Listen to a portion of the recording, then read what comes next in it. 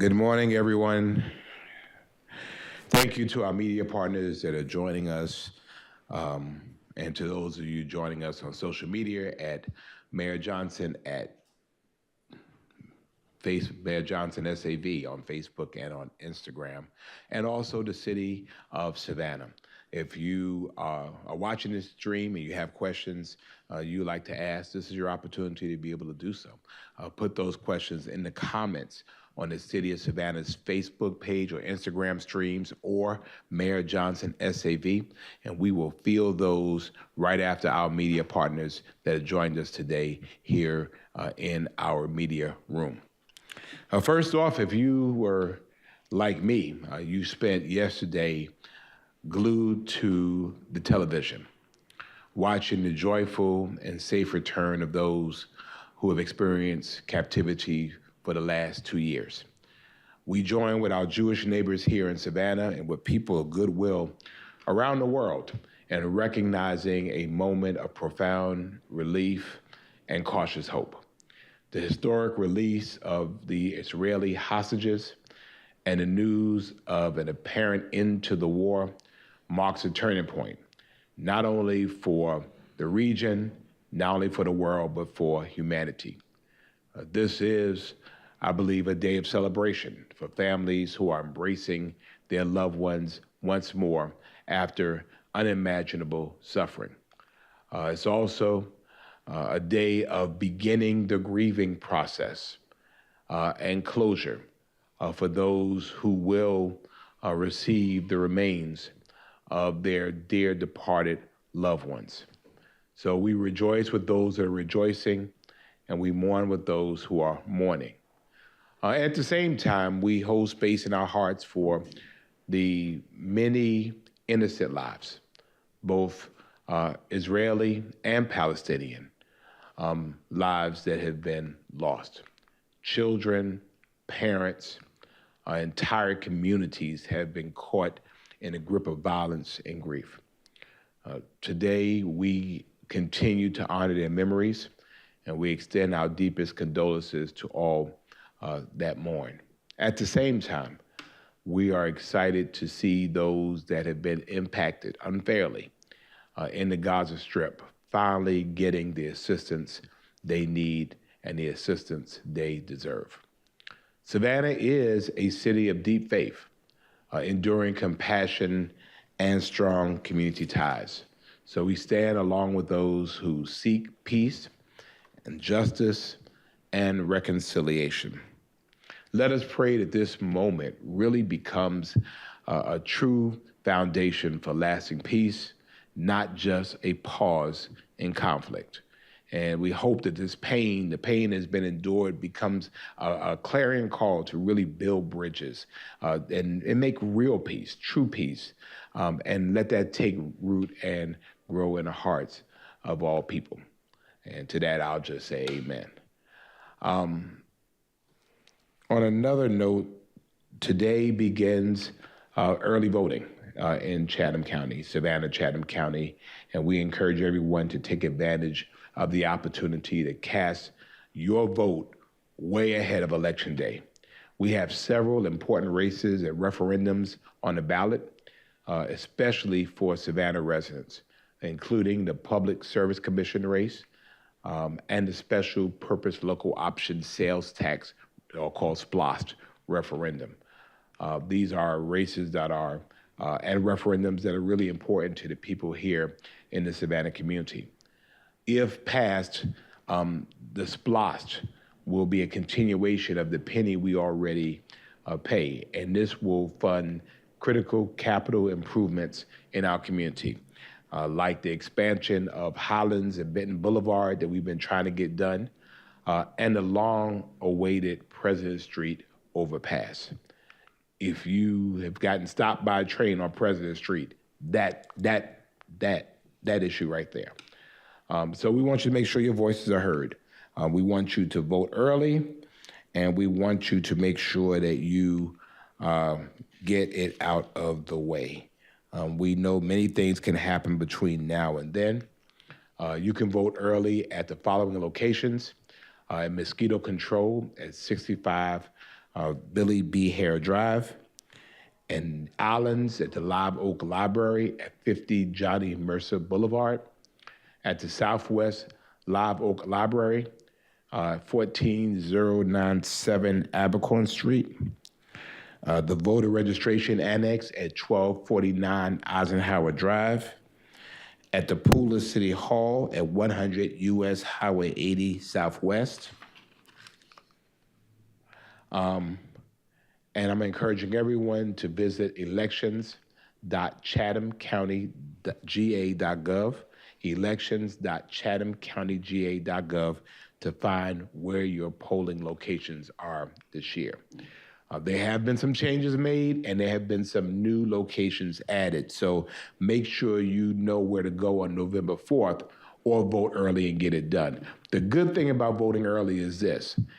You can vote anywhere at those locations during early voting. You can vote anywhere, any of those locations I mentioned, you can vote no matter where you live in the county.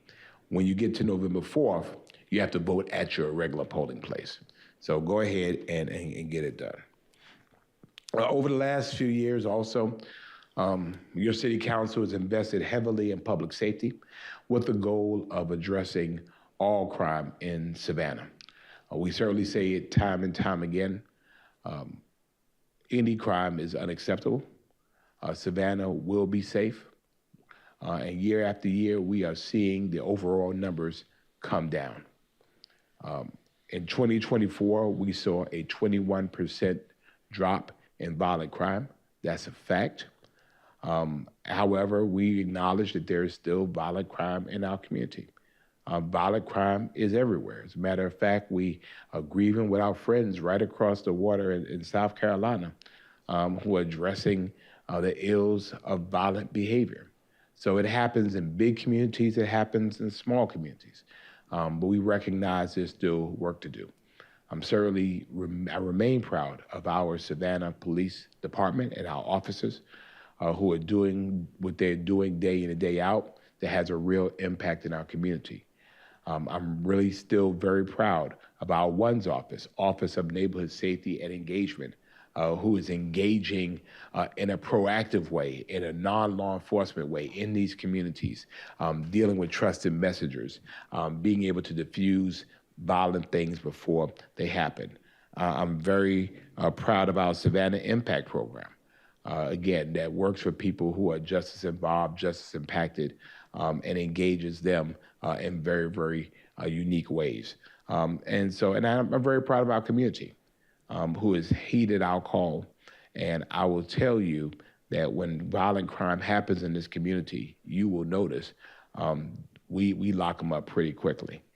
Because our community understands that public safety is a public responsibility.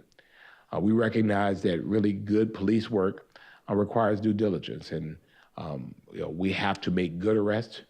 It makes no sense for us to make arrests that don't stand in court. It makes no sense for us to put ourselves in a position where we're not able to make sure that we see this to the end. And that is that individual has their day in court, and if guilty, then to be held accountable for this. So we're bound by duty and we're bound by oaths to follow the law. Last week, there was a jarring incident that took place in our community. On Wednesday morning, Savannah police responded to a call on Clinch Street. Investigators indicated that a juvenile had pointed a firearm at a victim, struck him, and ordered him to remove his clothing. Worse still, this scene was caught on camera and uploaded to social media where it quickly went viral. This was a reprehensible act. I saw it myself, and I was quite upset about it. As you know, this brave mom took her son when she recognized who it was and took him to our sheriff's office. And our police officers responded there to question him. Once our police officers arrived, this young man invoked his Fifth Amendment right. And due to the lack of evidence at that time, he went home to his mom. There are criminal procedures that have to be followed. This is a juvenile, and so we have to follow the letter of the law, and that's my position, and that's what I believe that our Savannah Police Department did. Over the course of Thursday, while we were in session here in City Hall, our officers gathered the evidence they needed. They secured warrants signed by a judge, and they made an arrest. The juvenile was charged with aggravated assault, possession of a firearm during a felony, and possession of a firearm by a person under 18 and false imprisonment. I'm grateful for the quick, thorough, and lawful work of our police officers in this case. We have to follow the law, and we have to follow the process of our judicial system. I certainly thank Sheriff Richard Coleman and for his part in addressing this. We are all in this together. And so while it gets frustrating sometimes, our reality is that we have to do the good work on the front end of it, because front end good work results in good results on the back end. And so in a system of laws, we have laws, and people who are accused have rights. And we have to make sure that we are working within the confines of the law. And so we have to not only enforce the law, we have to uphold the law. Yesterday also, in another case, we learned that Rashad Williams pled guilty to all charges, ending a 3-year-old case for the Savannah Police Department. Williams was arrested and charged with the shooting death of Ashton Gibbs on Broughton Street in May of 2022. He will spend the next 30 years in prison. I knew Ashton Gibbs, certainly have known his family for years, and I am so glad for not justice for his mom, but for accountability. That this young man will have the ability to be a free person after what he did. The arc of history takes time to move, but we know, as Dr. King says, it always bends toward justice. We know that sometimes it takes time, and we have to stick to it. We have to stick with it, stay with it. And so after pulling the trigger in May of 2022, warrants for Williams' arrest was filed over a month later. And a month after that, he was arrested in Ohio by U.S. Marshals and sent back to Savannah. So this case has taken quite a bit of time, but now we have accountability. And Mr. Gibbs' family, his beloved mom, and those who loved him have some sense of closure. And so my thoughts are with them today. And so we will continue to pursue justice aggressively, and we will get there. And so we have tasked our city manager and our police department to do that. We also continue to investigate the fatal shooting on Eisenhower Drive last Thursday night. Our hearts are with the victims and families who have suffered because of this incident. Anyone with information on this incident should contact Crime Stoppers at 912-234-2020, 912-234-2020. And we know that public safety is and remains a public responsibility, and we need your help. Today, we're in search of 2 individuals connected to crimes in this community, and we're asking for your help in securing these individuals. We're looking for a 22-year-old named Malachi Marquise Malik Polite. Malachi Marquise Malik Polite, who is wanted in connection with a domestic violence incident on October the 11th near Weldon and Nettle Street in Hudson Hill. He is considered armed and dangerous. Please, if you see him, don't approach him. If you see him, call Crime Stoppers at 912-234-2020 or submit an anonymous tip through the SPD app. We're also looking for 2 individuals connected to 2 armed robberies on October 9th and October 10th. Again, if you see these folks, contact Crime Stoppers or submit an anonymous tip. You can find photos of these wanted individuals on the Savannah Police Department's official Facebook and X pages, and I'm going to upload them today to my pages as well, Ariel. We're going to upload those as well. We need to find these folks. Now, last week, I shared with you all my top 10 most wanted individuals, and I noticed none of y'all posted the most important news of the day. And I was seeing if y'all want to do it, all right? Since we did this last summer, out of 100 people we've profiled, we have caught 84 of them. Now, I noticed y'all didn't put that out there, but I think that is a salient point to a public safety, a community response to public safety, that we've put out the call, and 84 out of 100 people have been apprehended.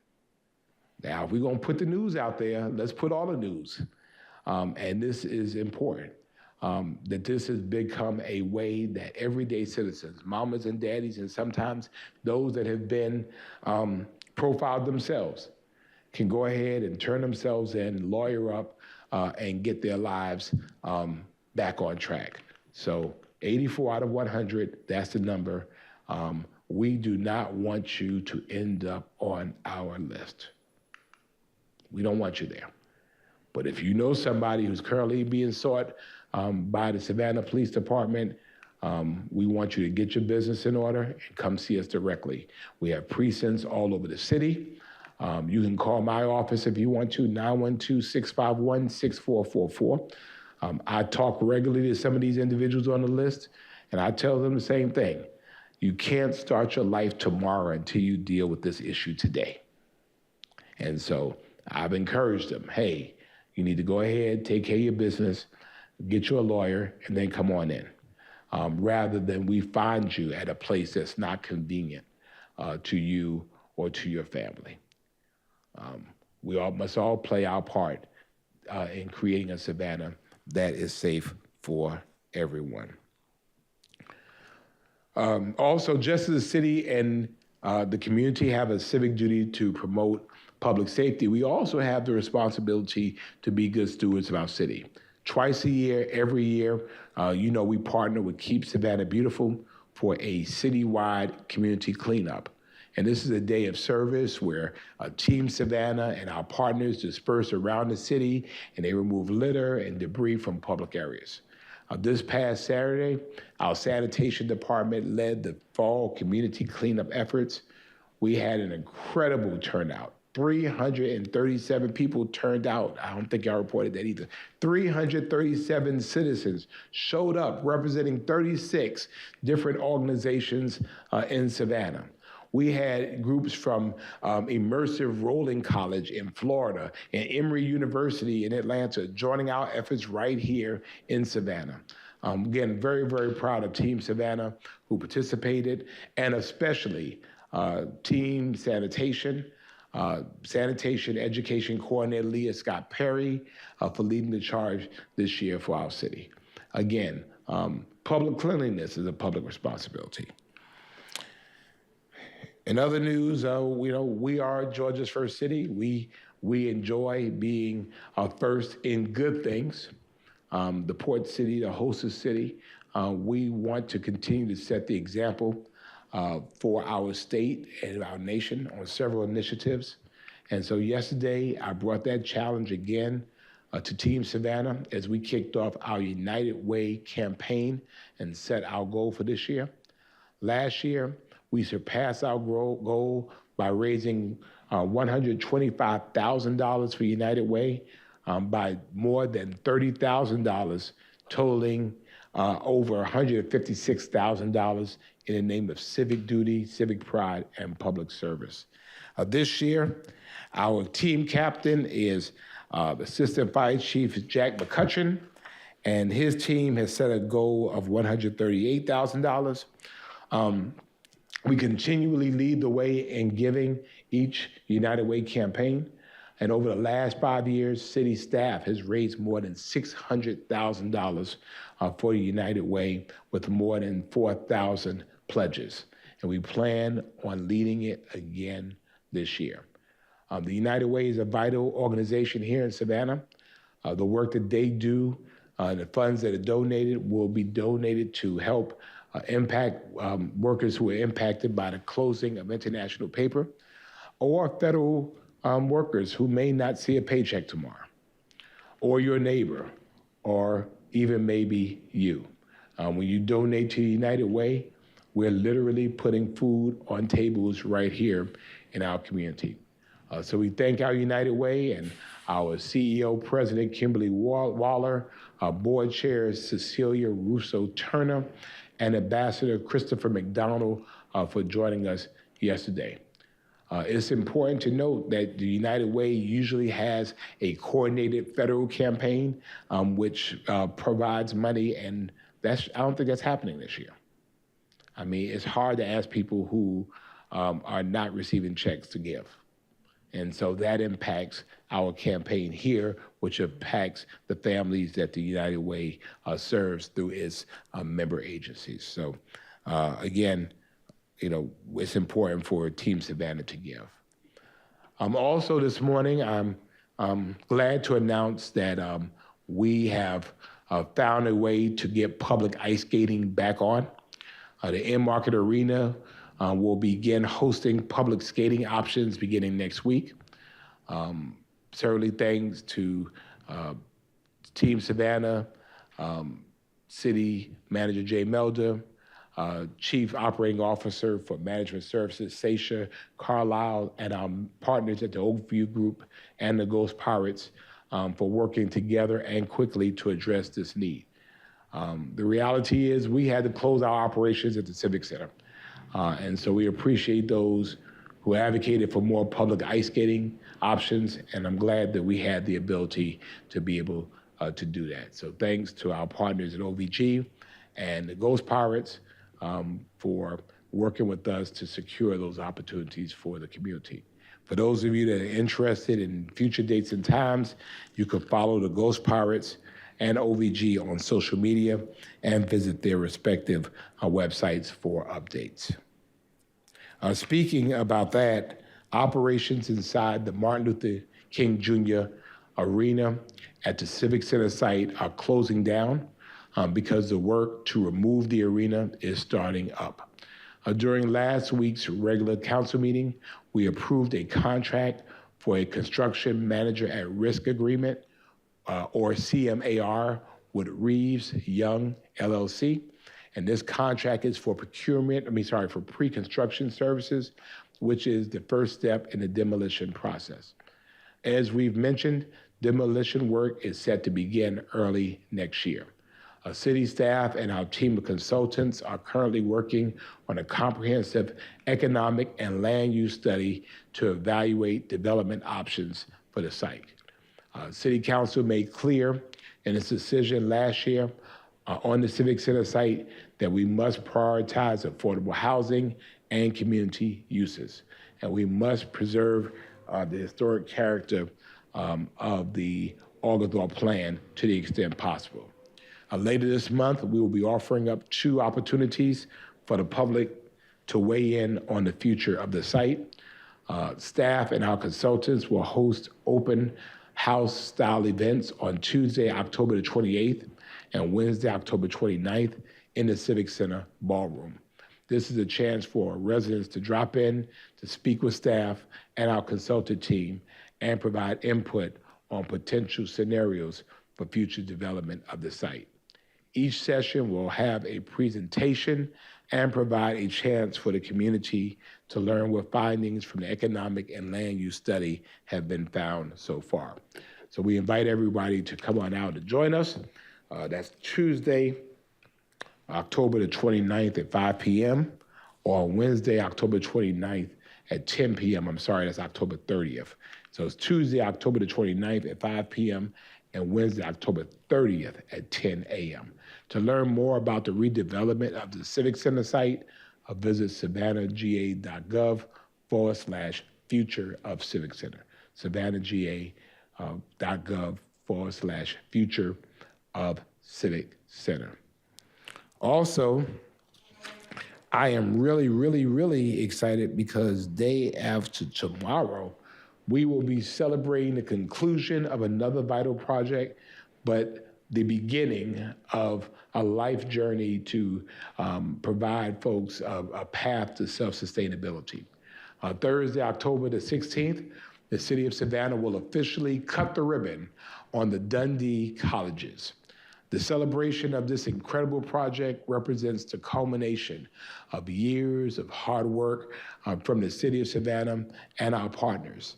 The Dundee Cottages is a cutting-edge housing development that will provide 39 new roofs, 39 houses for individuals and families transitioning out of homelessness or at risk of becoming unhoused. In 2020, if you remember, I directed the formation of the citizen-led Housing Savannah Task Force to assess the city's housing needs and develop recommendations for increased availability and affordability for quality housing for all households.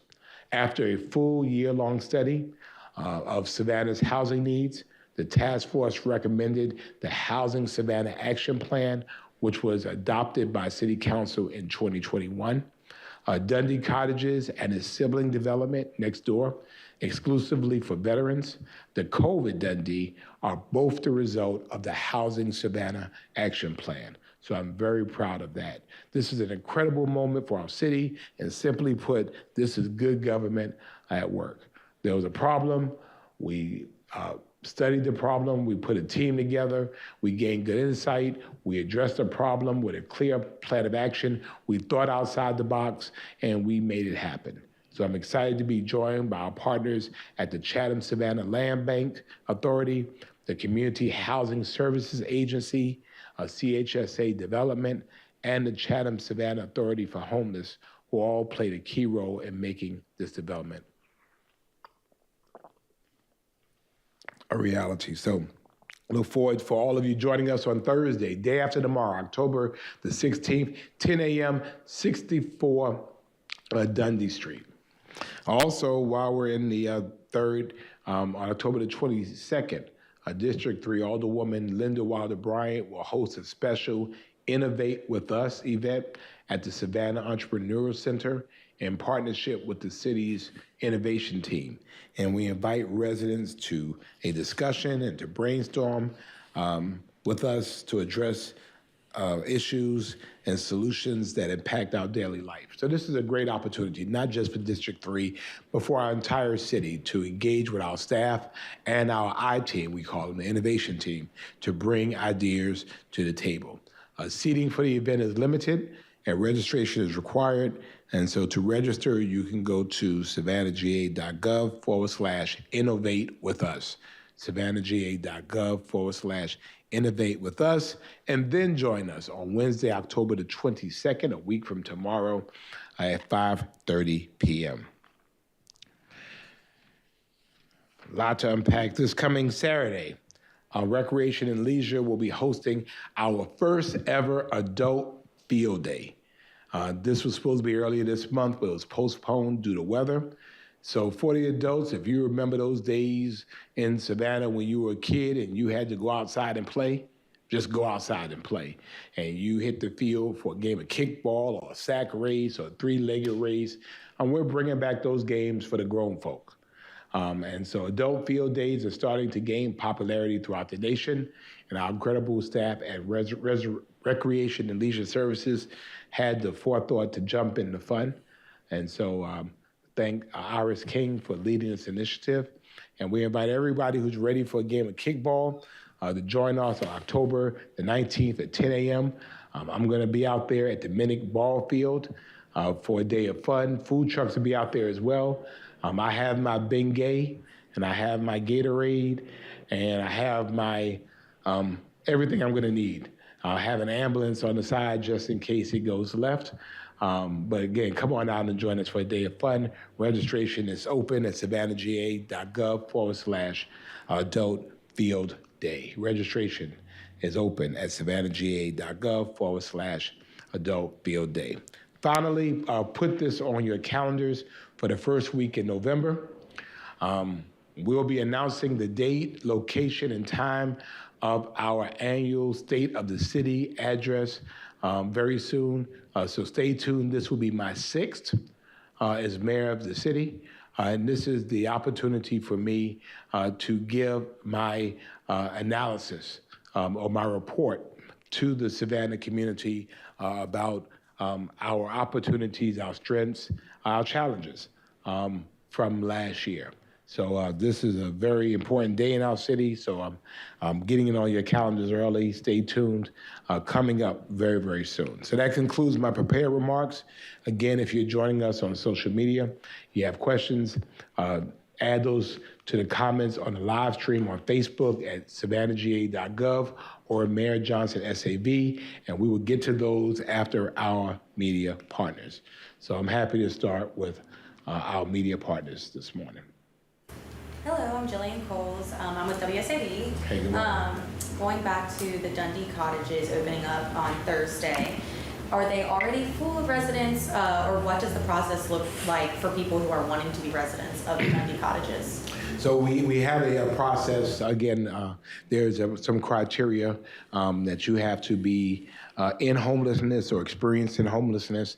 And so through the Chatham-Savannah Authority for Homeless, there's a protocol for you to be able to apply. And so I would encourage anybody interested to apply through them. We wanted to make sure that this was where the medicine gets to those who actually need it. So we're trusting our partners at the Chatham-Savannah Authority for the Homeless that have a criteria by which people can qualify to live there. Thank you. Nothing? I know you got one. It's not really a deep question. Where do you get your ties, man? Everywhere, everywhere. I mean, believe it or not, I have some, and sometimes people pick out stuff and they're like, I like that for you. And really, Goodwill. You get you some good ties at Goodwill. I mean, you go around sometimes and you can find, like, they say one man's trash is another man's treasure. Shoot, you go there and, say, oh, okay, that works. So, you give some away and then you pick up some too. So thank you very much for that. My name is Jasmine. I'm with WTSC, Jasmine Butler. Hey, Ms. Jasmine. Locally, in response to the return of hostages from Israel, we got word that members of the community gathered here in Savannah to celebrate. A convoy drove through the city with Israeli and American flags. We heard that someone was attacked. They attacked the convoy and children were hurt in the process. It's also been said that Savannah police are investigating it as a hate crime. Do you have any comment on that? Well, I think there are a couple of things. First of all, we're going to make sure that people have the right to be able to peaceably gather and assemble. And I want to make sure that we're very, very clear about that we're not going to stand for that. If it is a hate crime, then we're going to vigorously pursue that. But as you said, the Savannah police is still investigating that. We saw the convoy, it passed through here. Again, we're not going to tolerate that crap here in our city. So if it is what some folks have alleged to me that it is, I think that the Savannah Police Department will make sure that they will handle business appropriately and we'll pursue it as a hate crime. Gotcha. Tomorrow, if the federal shutdown is still underway, lots of workers will start to see that direct impact because Yes. they won't receive a paycheck. Do you have any update on potential resources that you mentioned last week for those impacted here in Savannah? So we're continuing to work, hence the discussion about the United Way. The 211 service from United Way is a very important tool. We're continuing to work with our airport partners to help address some of the issues regarding those that are working at the airport.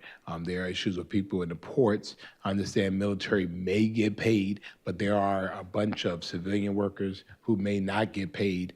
And again, it's a very, very harrowing situation because your bills don't care that you didn't get paid. And this occurred through no fault of the employee's own. And so we want to make sure that every single partner we have is not only aware, but has the ability, if they're able to be able to help people that are in need. So some efforts will be a little bit less publicized than others.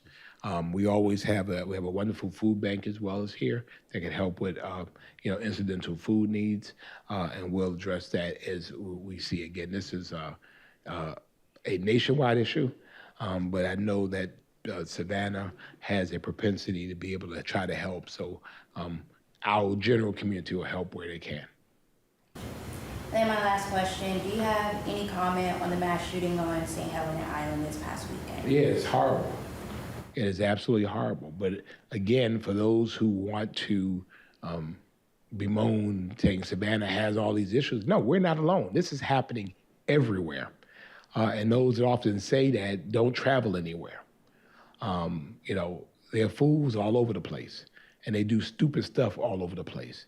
And unfortunately, it involves a gun, whether you're in a large community or a small community, which is why we really ultimately need our federal government, hopefully to create ways that, these types of things don't happen or they are lessened. Again, that could have easily been Savannah. And so whenever I hear about these mass shootings, I certainly have Savannah on my mind. But, they're happening everywhere. And for folks who want to say, oh, well, that doesn't happen here, it happens there too. Again, it's just a horrible event. And we have some of those individuals who are connected to people here in Savannah. So our heart just goes out to them. We know that feeling. Thank you. Thank you. Nancy Franco, Savannah Morning News. Good morning. Yes, ma'am. So, as Jasmine mentioned, the government shutdown impacting local federal workers. We talked about that last week. Last week you also said it's going to happen quickly, as after the first paycheck runs out and we're getting into tomorrow where people may or may not be getting paid. Is there a timeline for how quickly this can actually be mobilized rather than people having to rely on food banks, so then they may get strained as well? Right. Well, again, I've called our community to be able to come together. The city of Savannah is not manning that ourselves. I've just made a call to the community to be able to step forward, to be able to help. Again, some of the resources and opportunities to be able to help are for specific classes of employees. Some that work in specific places. Again, some of those are publicized. We're not going to publicize any of those. We'll let them reach out, obviously for those purposes. I think, again, I think it's unfortunate. I hoped that we would not have gotten to this point, but tomorrow is here. And if you live your life like I live my life, and if you count your money like I count my money, I count my money on a 14-day basis. So here we are. I'm ready, and bills are due. So again, I'm making another call for those who want to be able to help how they can. Be that gas companies, be that food. Certainly, I'm investigating the city of Savannah for those who might have been impacted to give some grace on water bill payments or something like that. We just have to find ways to be able to help. We have to find ways to help. As you mentioned, of the 100 people, then 84 have been apprehended from the most wanted list. Yes. Who would you say is the main reason for that? Is that the community gathering together? Is that SPD working really hard? How would you say that's been such a success? I think that's actually a great question. It's both. That it's not SPD working hard or the community being involved. It's SPD working hard and the community. I think there is a trust between our community and law enforcement that helps us to get to where we are. And again, I've received several phone calls. One young man called me, said his grandmama said, the mayor looking for me. So he called the office. He said, yeah, you the mayor? I said, yeah, I'm the mayor. He said, my grandmama said, you looking for me? I said, who are you? He told me his name. I said, yeah, we are looking for you. He was like, yeah, man, so and so. I said, man, look, you have got to turn yourself in. If you want to come here, that's fine, but you can't begin tomorrow until you address today. The fact is, we're going to find you. It might be 2 months from now, 3 months from now, it might be next week, but we're going to find you.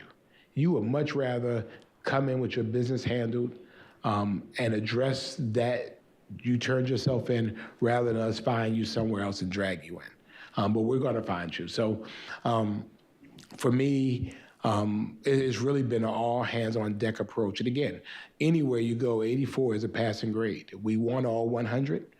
Some of these individuals we have good intelligence on, and I'm confident that we'll bring some of them in. Some have been on for a while. We believe that they might be outside of the city, but we got our eyes on them. They come back. They always do. Well, that's it for you? Yes, I'm all good. All right. Yes, ma'am. Do you have a full list of everyone since you guys started the? We can put one together. Okay.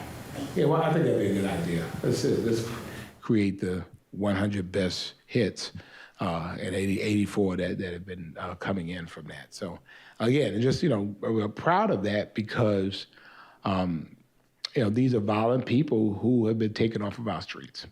The criminal justice system is not just police. We arrest them and then we turn them over to a system we don't control. But it's important for us to do our part in that.